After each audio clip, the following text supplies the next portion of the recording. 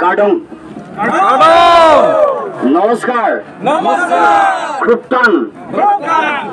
ধন্যবাদ আমাৰ সকলোৰে শ্ৰদ্ধাৰ জন ইংতি কাঠাৰ ডাঙৰীয়া আপোনালোকৰ সকলোৰে মৰমৰ আৰু আদৰৰ শ্ৰদ্ধাৰ সংগ্ৰামী নেতা এই অঞ্চলৰ খিলঞ্জীয়া জনগণৰ অধিকাৰ বিচাৰি বহু দীঘলীয়া সময় সংগ্ৰাম কৰি আহিছে আমাৰ মাজত গোবিন্দ ৰাভা ডাঙৰীয়া আছে সুব্ৰত তালুকদাৰ ডাঙৰীয়া আছে আমাৰ আদিবাসী নেতা শ্ৰদ্ধাৰ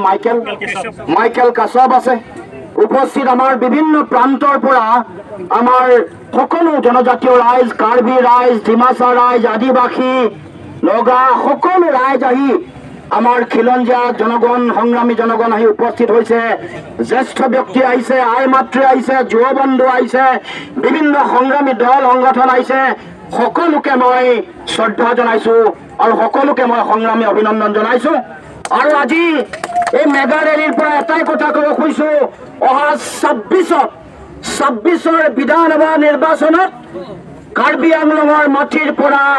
আমি তুলিৰাম ৰংহাঙৰ যিটো ভয়াৱহ আসন ইয়াক উৎখাত কৰিম আৰু ইয়াক আমি সকলোৱে মিলি তুলিৰাম ৰংহাঙৰ দুৰ্নীতি স্বজনতোখন আৰু আমাৰ মাটি কাৰ্বি ভূমিৰ মাটি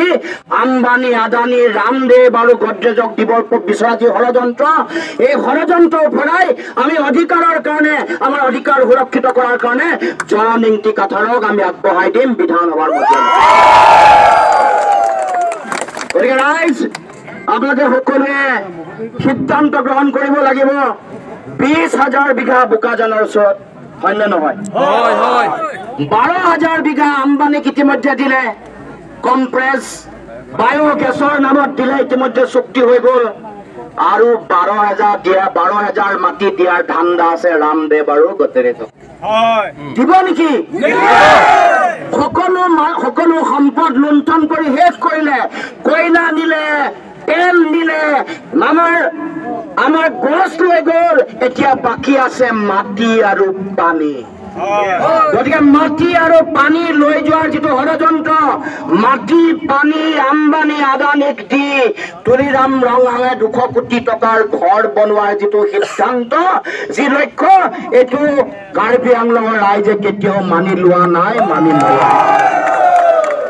গতিকে ৰাইজ মই দীঘলীয়া কথা নকওঁ আমি এটা কথা স্পষ্টকে কৈছো ষষ্ঠ অনুসূচীৰ যি অধিকাৰ এই অধিকাৰ দিম বুলি বিজেপিয়ে কৈছিলে নহয় বিজেপিয়ে কৈছিলে যে পূৰ্ণাংগ ষষ্ঠ অনুসূচীত যি অধিকাৰ পাব লাগে সেই অধিকাৰ দিম কিন্তু যেনেকে বিহাৰত ভোট চুৰ কৰিছে কাৰ্বি আংলঙতো ৰাইজৰ অধিকাৰ বিজেপিয়ে চুৰ কৰিছে সেই অধিকাৰ আমি পাব লাগিব এয়া আমাৰ সাংবিধানিকভাৱে দিয়া অধিকাৰ জন্মস্বত্ব অধিকাৰ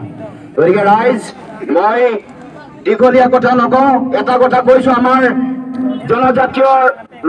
জনজাতীয় যিসকল ব্যক্তি আছে তেওঁলোকৰ অধিকাৰ কাঢ়িবৰ কাৰণে বিজেপিয়ে কাম কৰি আছে তাক বাধা দিব লাগিব বিজেপি জনজাতীয়সকলৰ শত্ৰু এই কথা আপোনালোকে বুজি পাব লাগিব বিজেপি খিলঞ্জীয়া ৰাইজৰ শত্ৰু সেইকাৰণে ৫৫,০০০ বিঘা উচ্ছেদ কৰিব খোজা মাটিৰ ৪৯,০০০ বিঘা মাটি জনজাতীয় ৰাইজৰ মাটি ৪৯,০০০ বিঘা ট্ৰাইবেল এৰিয়াৰ মাটি এই কথা আপোনালোকে বুজি পাব লাগিব গতিকে বিজেপি ট্ৰাইবেল সকলৰ শত্ৰু জনজাতীয় ৰাইজৰ শত্ৰু গতিকে বিজেপিক উৎখাত কৰিব লাগিব আৰু বিজেপিক উৎখাত কৰাৰ এই সংগ্ৰামত অকল কাৰ্বি ডিমাচা সকলে নহয় ইয়াত থকা সকলো খিলঞ্জীয়া ৰাইজে সমৰ্থন দিব লাগিব সকলো ওলাই আহিব লাগিব আৰু সেই আহ্বান দিবলৈকে মই সেই আহ্বান জনাবলৈকে মই আপোনালোকৰ ওচৰলৈ আহিছো মই জন ইংতি কাঠাৰ ডাঙৰীয়াৰ কাষত থিয় হৈ আপোনালোকক মই আশ্বস্ত কৰিব পাৰো এচুৰেঞ্চ দিব পাৰো যেতিয়াই কাঠাৰ ডাঙৰীয়া বিধানসভাৰ মজিয়ালৈ যাব আপোনালোকৰ খিলঞ্জীয়া মানুহৰ ইয়াৰ যিসকল খিলঞ্জীয়া ৰাইজ আছে তেওঁলোকে তেওঁলোকৰ অধিকাৰক লৈ চিন্তা কৰিব নালাগে সকলোকে তেওঁ মৰম কৰিব সকলো খিলঞ্জীয়া কাৰ্বি ডিমাচাৰ উপৰিও আন খিলঞ্জীয়া ৰাইজৰ যিবোৰ সমস্যা আছে ভূমিৰ অধিকাৰকে ধৰি যিবোৰ বিষয়ক লৈ ৰাইজে বহু দিনৰ পৰা শংকা ব্যক্ত কৰি আহিছে সেইসমূহ ন্যায় আমাৰ জন ইংটি কাঠাৰ ডাঙৰীয়াই দিব গতিকে আমাৰ খিলঞ্জীয়া সকলো ৰাইজকে তেখেতৰ হাত শক্তিশালী কৰিবৰ কাৰণে মই আহ্বান জনাইছো তেখেত শক্তিশালী হলেহে কাৰ্বি ভূমি শক্তিশালী হ'ব কাৰ্বি আংলঙৰ মানুহৰ অধিকাৰ সুৰক্ষিত হ'ব এইখিনিকে কৈ মই সকলোকে মোৰ তৰফৰ পৰা শ্ৰদ্ধা জনাইছো সেৱা জনাইছো সকলোৰে আশীৰ্বাদ বিচাৰিছো যাতে অসমৰ কাৰণে কাৰ্বি আংলঙৰ কাৰণে জনজাতীয় মানুহৰ কাৰণে খিলঞ্জীয়া থলগিৰি ভূমিপুত্ৰ মানুহৰ কাৰণে যাতে সদায় যুঁজি থাকিব পাৰো মেৰুদণ্ড পোনাই শিৰ উচ্চ কৰি ধন্যবাদ জয় অসম।